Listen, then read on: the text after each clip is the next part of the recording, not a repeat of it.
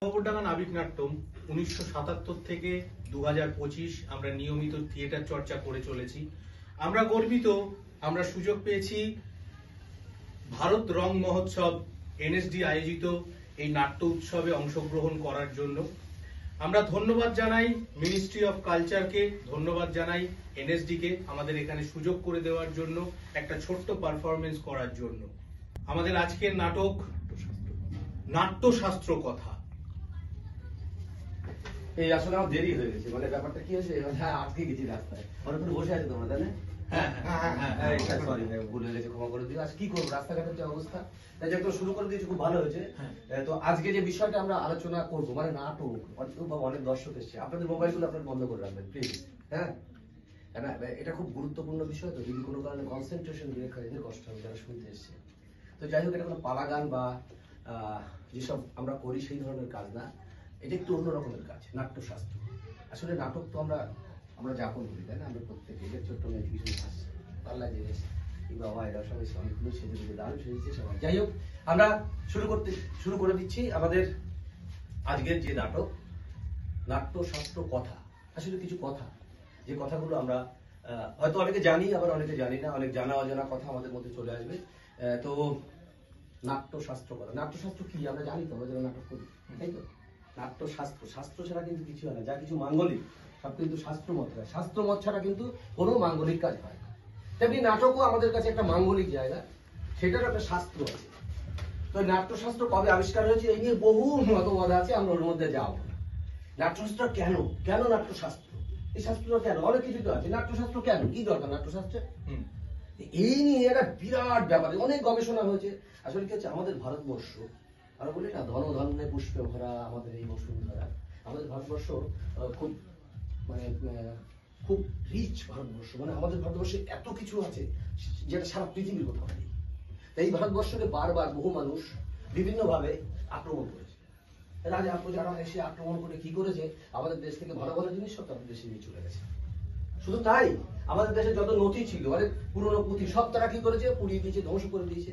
কারণ এমনই ব্যাপার, তার আমাদের দেশের ধনরত্ন নিয়ে অন্য দেশ অনেক বড় লোক হয়ে গেছে, কিন্তু আমাদের দেশের অবস্থা খারাপ।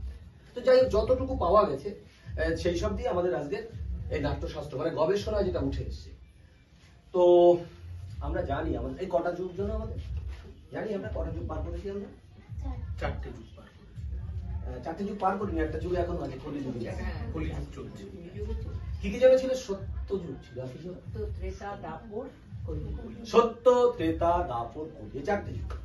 সত্য যুগ, সবাই সেই সময় নিশ্চয় সত্যি কথা বলতেন।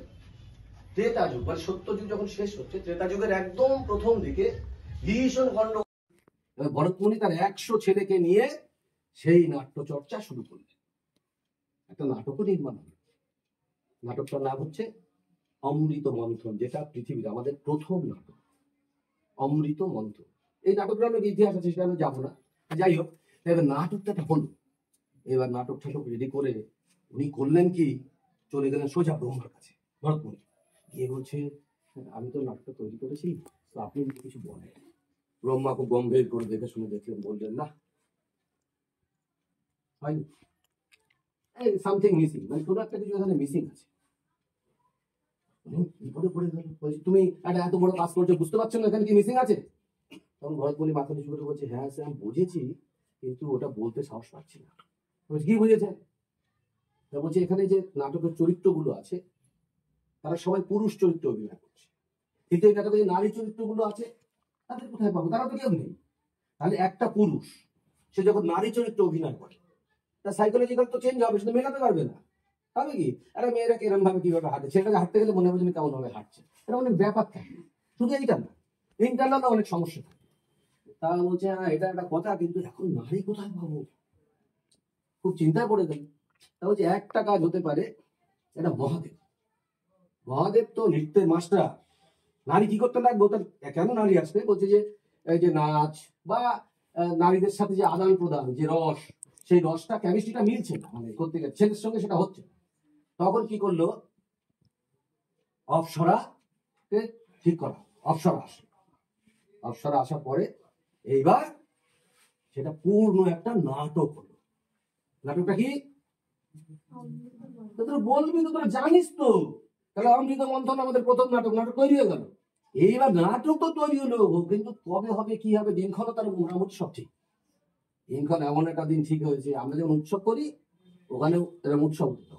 উৎসবটা কি, ঠিক কিছুদিন আগে ওই যে বলছিলাম গন্ডগোল করছিল, কিছুদিন আগে ওই যারা ওই রাক্ষস দানব দৈত্য এদের সঙ্গে একটা যুদ্ধ হয়, মানে ইন্দ্ররাজ সেখানে জয়ী হয়। জয়ী হওয়া উপলক্ষে একটু খাওয়া দাওয়া হবে বলে সবাইকে ডেকেছে। সেইখানে ওই ধ্বজপুতে তার পুজো হবে, আর হচ্ছে এই নাটকটা হবে। নাটকটা কি, অমৃত মন্থন। এই নাটকের বিষয়টা খুব মজা কি বলতো, এই যে দৈত্য দানবদের কিভাবে হারালো সেইটা ওই নাটকে সুন্দর করে বলা আছে। এটা দৈত্য দানব কি করে জানে, নাটক হচ্ছে, ওখানে নাটক হবে, দৈত্য দানব সবাই মিলে এসছে, দর্শক ভর্তি লোক সবাই মিলে বসে সেই নাটকটা দেখছে।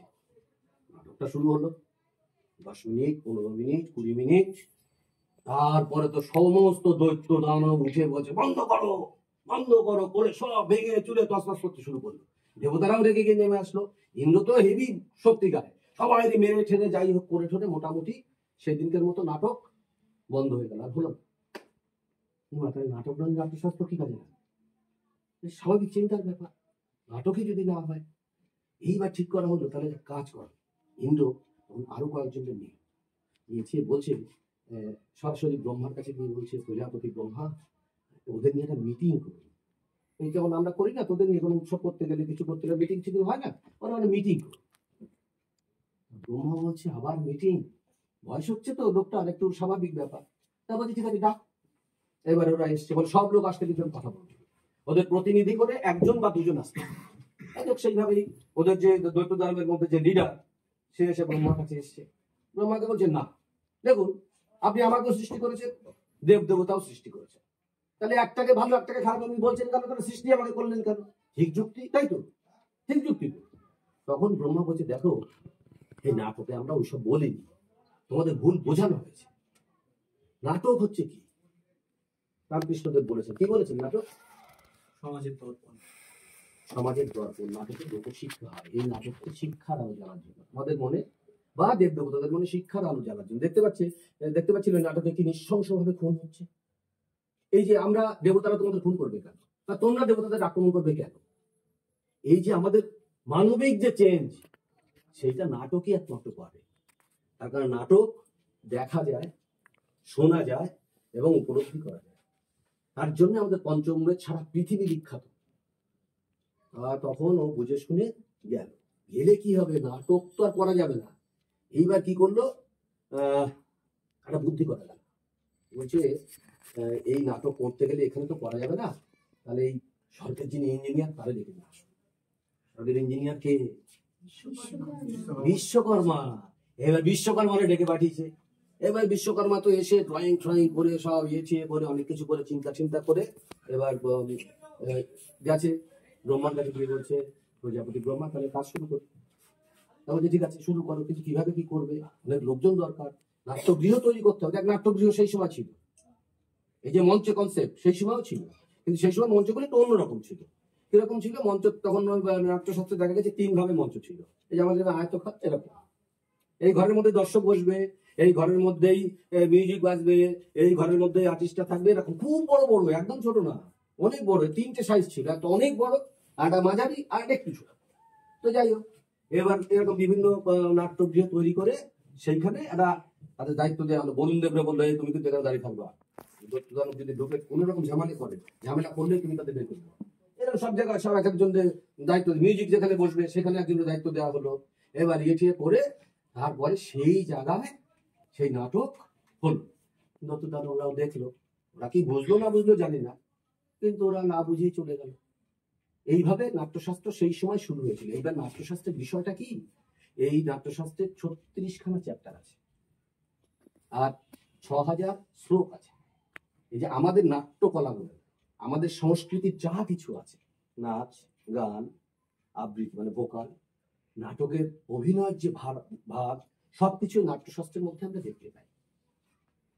এই হলো নাট্যশাস্ত্রের উৎপত্তির কথা এবং প্রথম নাটকের কথা। এবার এই ভাগ নিয়ে যদি আমাদের আলোচনা করতে হয় তাহলে অনেক ক্ষণের ব্যাপার, বহু সময়ের ব্যাপার।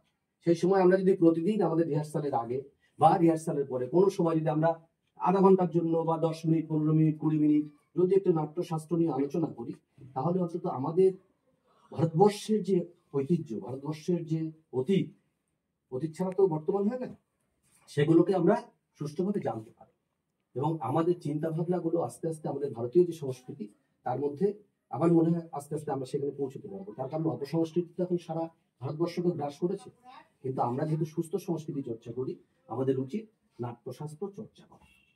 নাট্যশাস্ত্র চর্চা করলে কিছু না হোক অন্তত আমাদের যে বেস, ভারতীয় সংস্কৃতির যে বেস, সেটা আমরা জানতে পারবো।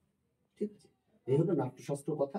এরপরে যখন যখন সময় হবে আমি চেষ্টা করব প্রত্যেকটা 36টা চ্যাপ্টারের প্রত্যেকটা চ্যাপ্টারকে নিয়ে তোমাদের সাথে আলোচনা করতে, যাতে তোমরা নাট্যশাস্ত্র বুঝতে পারো।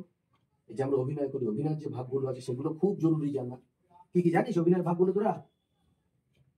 ইমান, এত সুন্দর অভিনয় করিস, ভাগ জানিস না?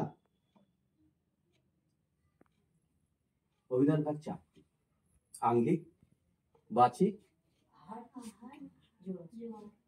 আহার্য আর সাত্ত্বিক। কদিন আগে তো গান করলাম, আঙ্গিক, বাচিক, আহার্য আর সাত্ত্বিক অভিনয় করলাম না গান? তাহলে কি এই তো তোদের মাথায় এগুলো থাকে না, অঙ্ক মাথায় রাখিস কি করে? তো যাই হোক, তাহলে আজকের মতো আমাকে ছুটি দিতে হবে তো। আমি আসার সময় রাস্তায় জ্যামে পড়ে গেছি, ওই জন্য আমার দেরি হয়ে গেছে। আজকের মতো আমাকে ছুটি দেওয়া হোক, তাহলে আমি পরে আবার হাসবো কোনো সময়। সবাই ভালো থাকবেন, সুস্থ সংস্কৃতির সাথে থাকবেন। হ্যাঁ, ভারতবর্ষের সংস্কৃতির জয় হোক। আপনারাও যারা শুনলেন আজকের এই অনুষ্ঠান, তাদেরকে অনেক ধন্যবাদ। আপনারা আমাদের পাশে থাকবেন যাতে আমরা সুস্থ সংস্কৃতি চর্চায় নিজেদেরকে এগিয়ে নিয়ে যেতে পারি। সবাই ভালো থাকবেন, নমস্কার।